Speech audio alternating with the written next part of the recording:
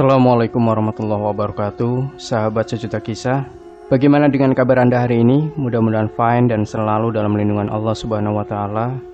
Jumpa kembali bersama kami, channel yang setiap hari selalu menyuguhkan cerita-cerita misteri yang menarik.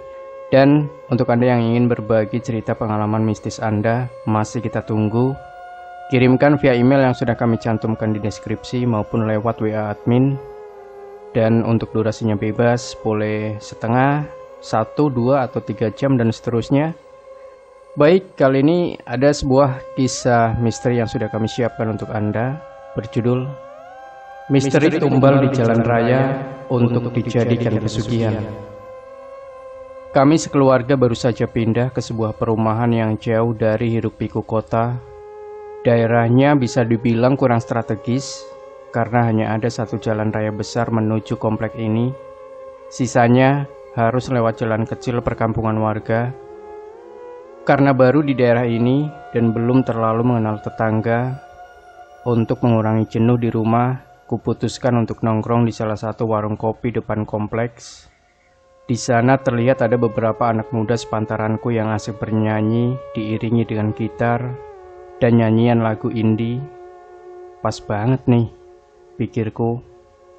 Malam bang, sambil menepuk salah satu mas-mas berambut gondrong dengan topi bertuliskan Supreme di depan. Sontak saja seluruh orang yang ada di sana memandangiku seolah-olah bertanya, "Baru pindah di kompleks sana, gabung ya bang?" ucapku. Sama seperti tongkrongan cowok pada umumnya yang gak susah-susah banget untuk diajak ngobrol, mereka pun menerima dengan sukacita. "Udah berapa hari bro di sana?" "Jalan 3 minggu, jawabku. Sedang asik-asiknya membagi pengalaman dengan mereka, tak lama datang seseorang dengan motor yang terlihat habis terjatuh karena ada goresan di samping kanan motor dan spion patah di bagian yang sama. Orang tersebut meletakkan motornya begitu saja dan menghampiri kami. Dahinya terus-menerus mengernyit tanda kesakitan. Kulihat celana panjang coklat miliknya terlihat kotor dan di bagian dengkul robek menyisakan kulit yang berdarah. Serentak kami bangun dan bertanya kepada mas tadi. Ia hanya terdiam dan sesekali terlihat seperti orang kebingungan. Tak mau mengambil risiko, kita memutuskan untuk menenangkan dahulu, baru diajak bicara. Ibu warung meletakkan teh manis hangat untuk diminum si pengendara. Saat kondisi lumayan baik, mas tersebut baru menceritakan kejadian yang ia alami. "Tadi ban saya dililit ular bang," ucapnya dengan lirih. Kami tentu kebingungan dong. Pasalnya ular seperti apa yang bisa melilit ban sampai orang yang mengendarai terjatuh? "Ularnya besar seperti siluman," tambahnya kembali. "Di jembatan gantung atas sungai bukan bang?" tanya salah seorang dari kami.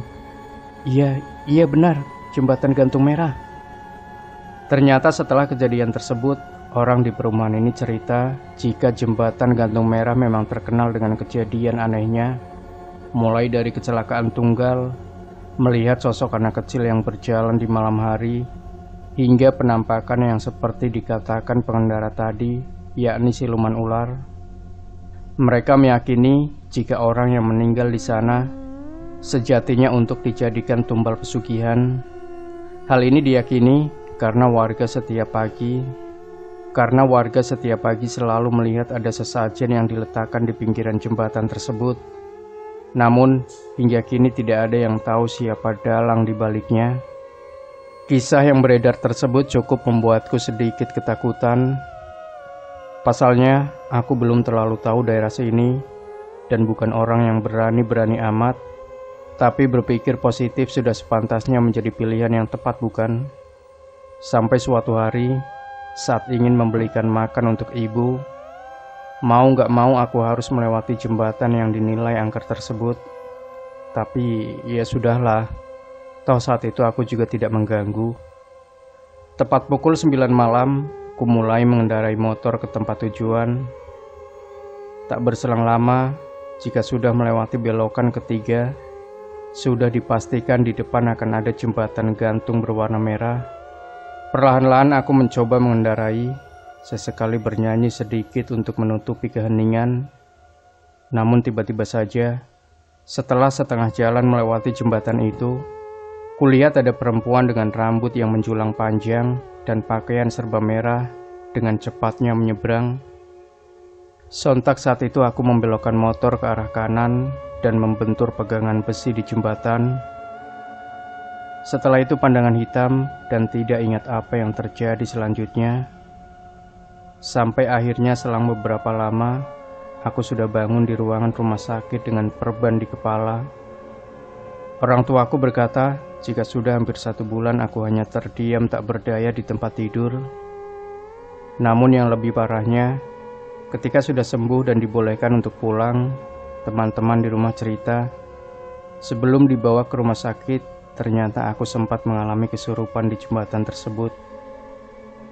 Berulang kali aku menyebut, "Iki tumbalku, ojo mbok kowe lunga. Ini tumbalku, jangan kamu bawa pergi." Dengan nada marah-marah, entah bagaimana sampai akhirnya petugas medis dan warga sekitar bisa mengangkat ke ambulan dan membawa ke rumah sakit.